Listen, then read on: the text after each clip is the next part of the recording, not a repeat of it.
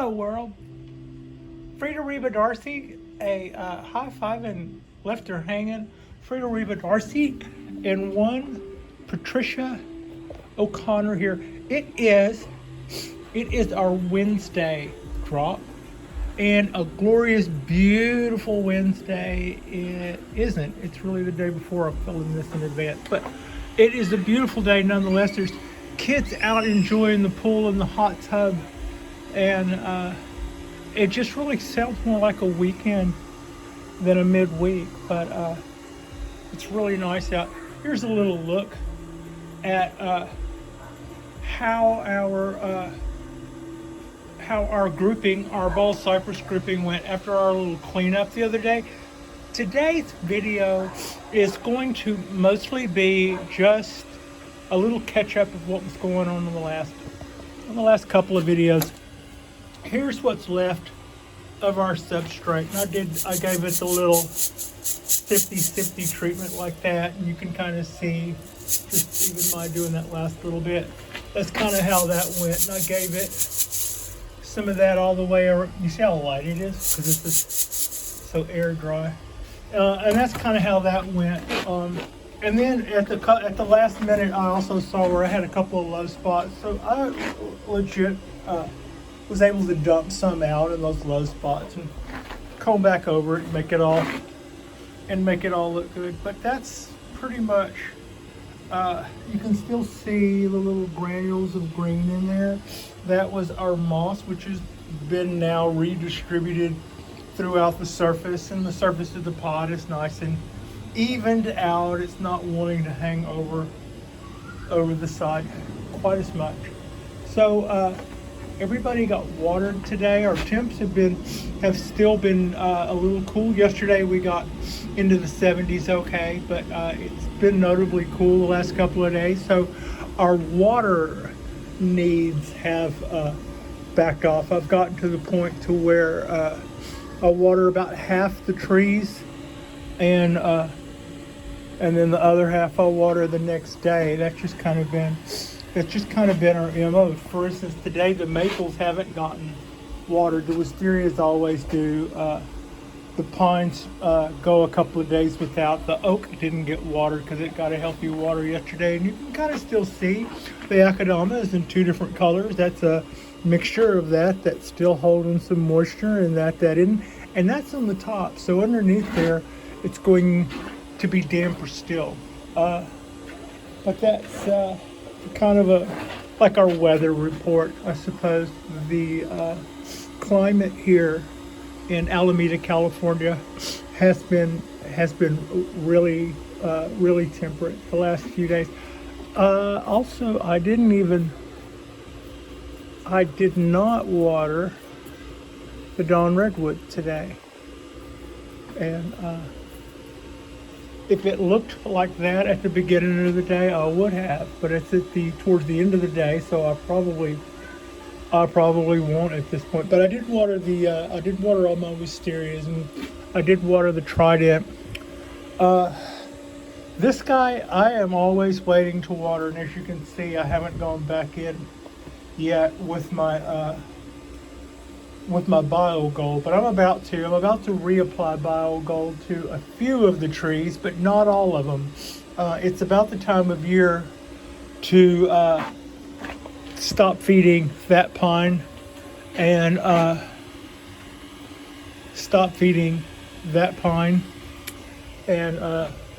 pointing, Patricia. I'm not pointing, but if I was pointing, I'd be pointing over there, and stop feeding that pine. We will treat them like we will treat regular Japanese black pines in some state of, we're going to do our candles and we're going to stop feeding at late spring. So the candles that we prune later will be allowed to rejuvenate, and from that rejuvenation, we won't want to be preloading the thing with all kind of energy to grow long candles. We want them to grow shorter ones, yada yada. Anyway.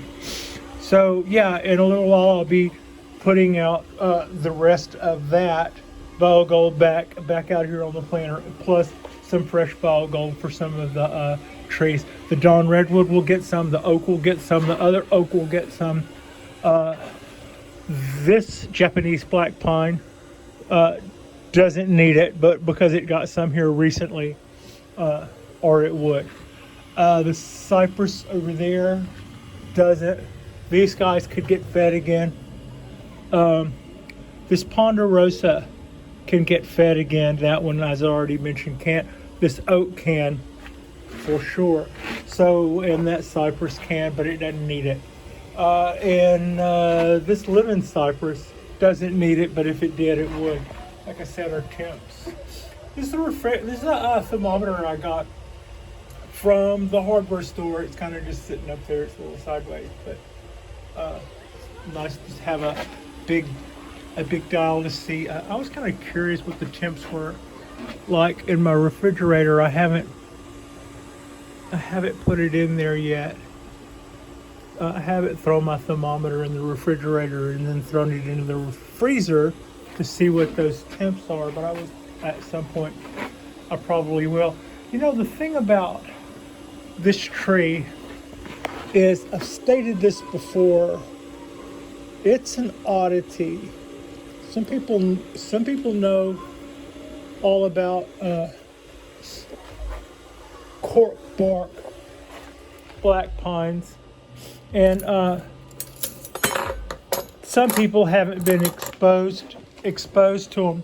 It's thought to be some sort of ailment that they get that causes the bark to do that extra thick, fluffy stuff that causes it to just really do this really thick stuff on the branches. Here, I'll zoom in, you know, like that.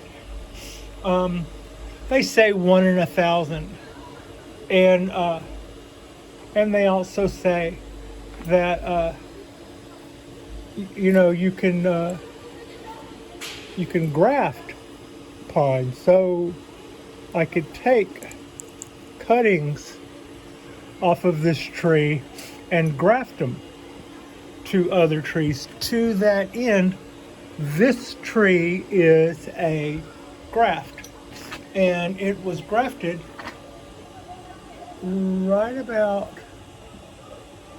here. I think this is where, find your tweezers. This is where the regular bark is, and then our graft starts right here early in its life. And that kind of plating that you see right there is an example of what you can come to get out of a Cork Bark Black pine. So it would be fun if you could propagate these. It would be really neat to have a flat,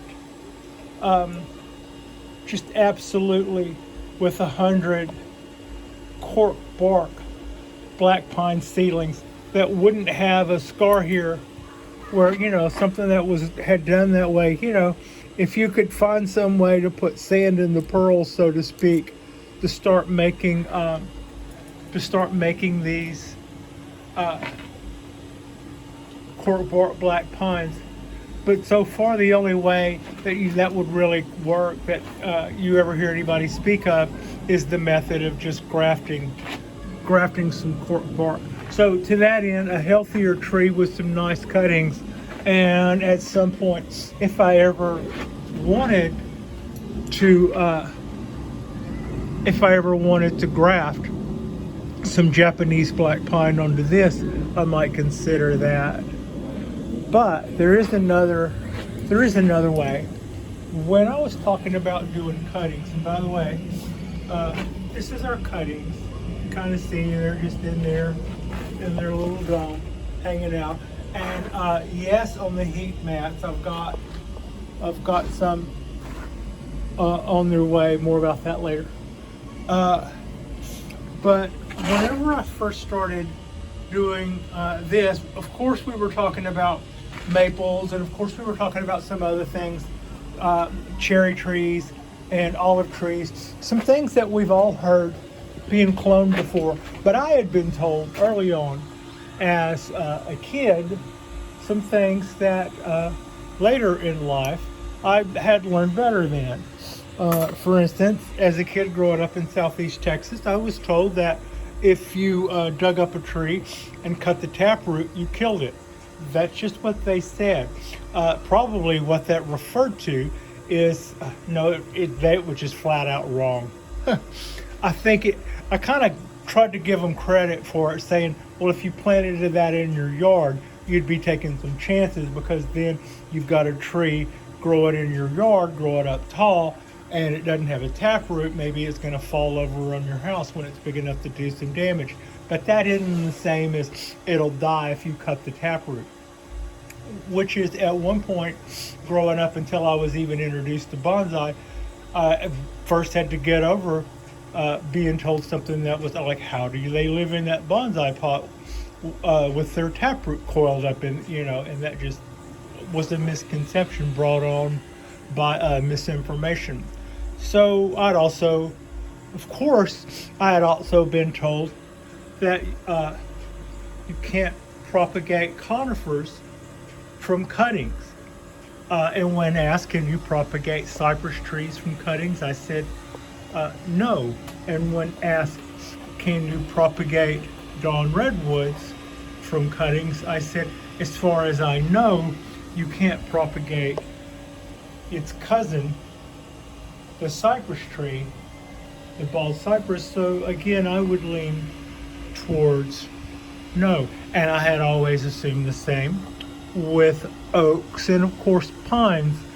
And I had seen one person who was doing a special on their Japanese Cork Bark Black pine, and they did mention that they had done 100 cuttings for that Cork Bark Black pine, and out of that 100 cuttings, they said they got one.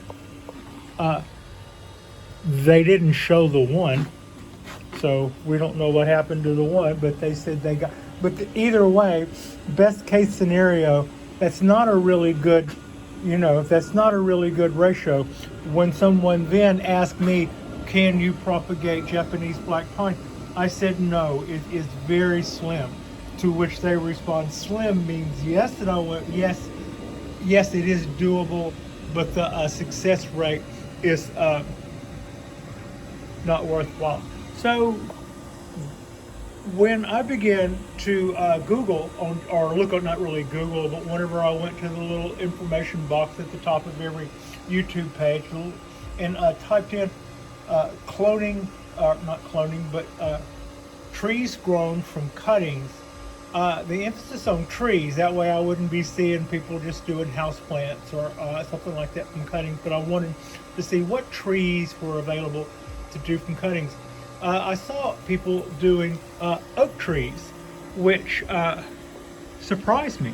I found that to be rather surprising, like I just said.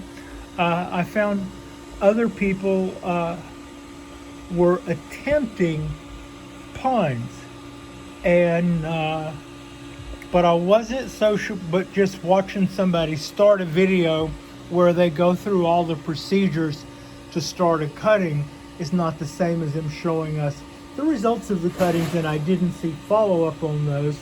And I did see other videos where somebody had various cuttings in vats, kind of like we have here, and everything that rooted, of which some were pines, but none of the things that rooted were pines. So it's like you could see they were growing stuff, but the pines had failed. And then there was this one guy. I believe he would have likely been where I've always said was advantageous for cuttings.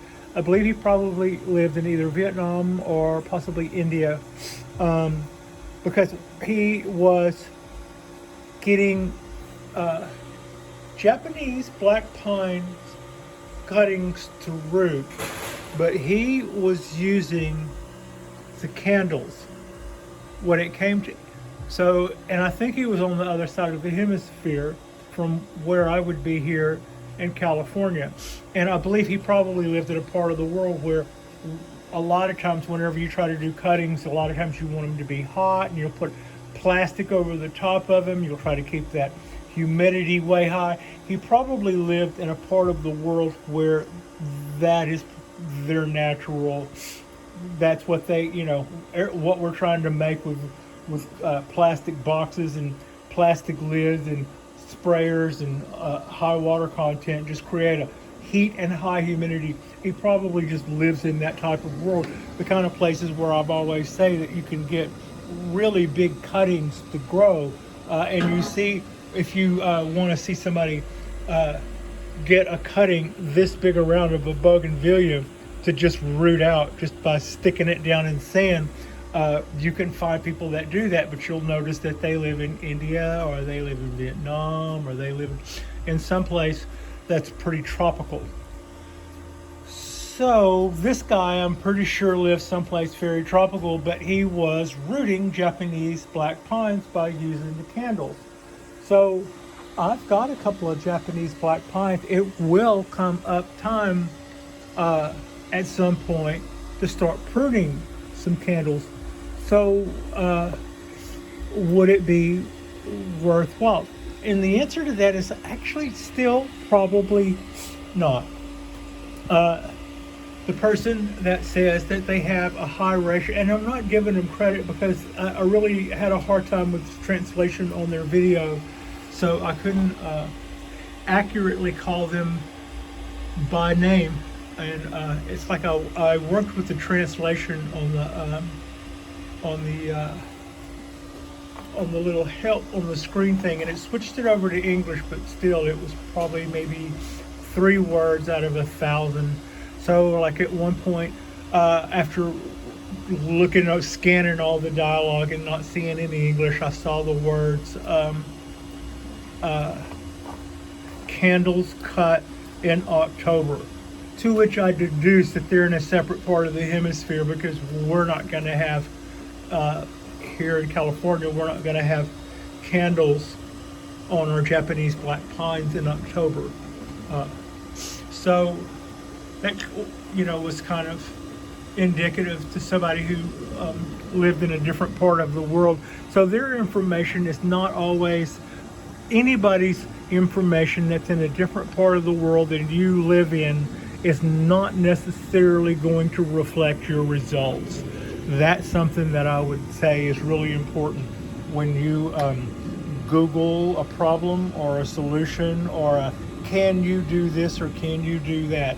If you live in if you live someplace where it's tropical, you can get a lot of things to grow that people wouldn't otherwise be able to have a success rate with. But having said that, our guy in India said that he was at 70%, and he had about I think he said 16 weeks, that's 3 months, to get something to root. Now, 70% in 3 months, that would be doable. You end up with a lot of little starter plants, right, that look almost about the same size as if you started it from seed. Now here goes the kicker. You end up with the plant about the same size as if you started it from seed. So in a lot of ways, everybody else who was doing pine said expect a year. Now I think that's probably closer to those of us who don't live in the tropics somewhere, what we would expect if we were trying to do hardwood cuttings of a pine tree. I'm pretty sure that what we would see with that was that if we would do a bunch of them, we would have a high death rate, because we're going to try to keep them moist, and it's going to take 6, 7, 8 months, 9 months, and then we're going to, if those that are still alive have got a crack at it. So that's kind of the key, keeping a seedling, keeping a cutting alive for maybe up to 2 years seems to be what people say is what's tricky about doing cuttings. So based on that, it would seem to me to make a lot more sense time-wise to not do 2 years to try to keep something this big alive long enough to get it to root, unless it's something that you can't order from seed, or it's something that you can't buy a rooted cutting of already. And to my knowledge, you can't do that with cork bark Japanese black pines. So we won't be doing anything like in that realm maybe this year, but I will keep my eye out. If there's it doesn't have to be a bonsai tree either, for sure. If there was a cork bark black pine in the wild somewhere, I could pull over and do a little bit of decandling somewhere with permission or whatever, of course. That would be a worthwhile experiment. You would end up with a non, if you ended up with, 50 out of 100 or 40 out of 100 even, or 20 out of 100 is still, let's be real, 5 out of 100. And this would still be worth doing if you got a non-grafted Japanese black pine out of the deal, or, a few of them, so that you could have some numbers enough to come away with some really quality pieces. So that's something that, since I've started this project with you guys, that I have learned about propagation. It started with somebody who I think I mentioned in the last video had an easy cloner, and I went back and started backing that up and looking back and forth, and you would look at the top of this machine and see 6 different varieties of cuttings, and when he lifted the lid up to where you could see the bottom, you'd see roots. But when I really started kind of backing it up and looking, none of his pines rooted. So it's just like, yeah, that was a little gotcha moment on YouTube. But there are people who have had some relatable success to it, and it's no wonder that I thought it was impossible. It's not easy, and it looks like to me like a lot of people who do it would fail, and it would take quite a long time. But knowing that going in, and preparing going in for the long haul, it would be a worthwhile experiment to just see if we could maybe come across another one, like I said, or maybe just maybe the club. See if somebody's got one and they're about to do some decandling or something and get in on their scraps. Or maybe just give this guy a couple of years when it comes time to decandle again. And instead of letting those guys go out with the floor sweepings, just have the bottle of clone stuff standing by, and have the vat standing by, and just go at it. Also, if I were going to do something like that, I would probably plant every one of them. And at some point, if I do want to start doing some more cuttings, we may want to look at moving our little cutting operation from down there and bringing it inside. There's no reason why the cuttings have to be outside, and there's no reason why the cuttings have to take up our bonsai space. That could also be the kitchen counter I'm not baking on. Totally seriously.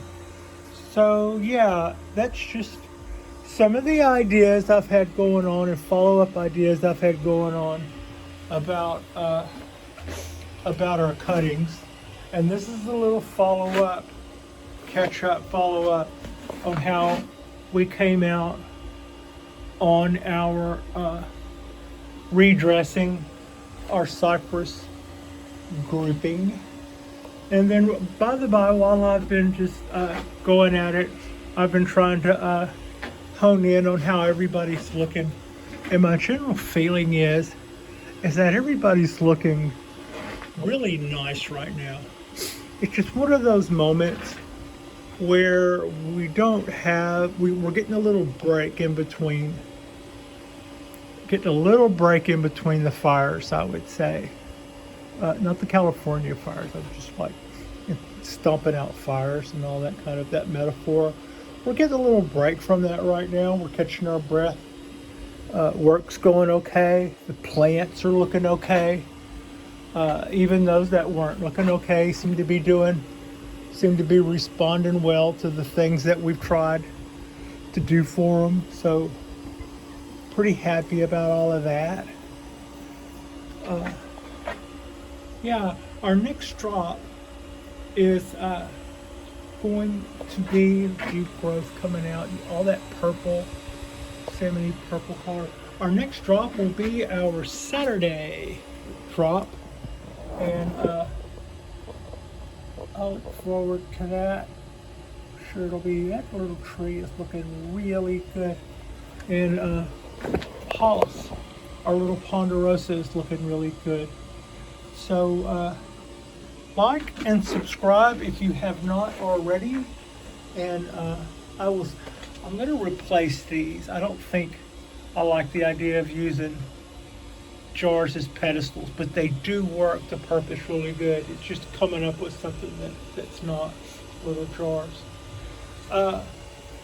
So our next drop will be our Friday drop, and I will see you guys there. I appreciate you, and Frida appreciates you, and thank you so much for watching.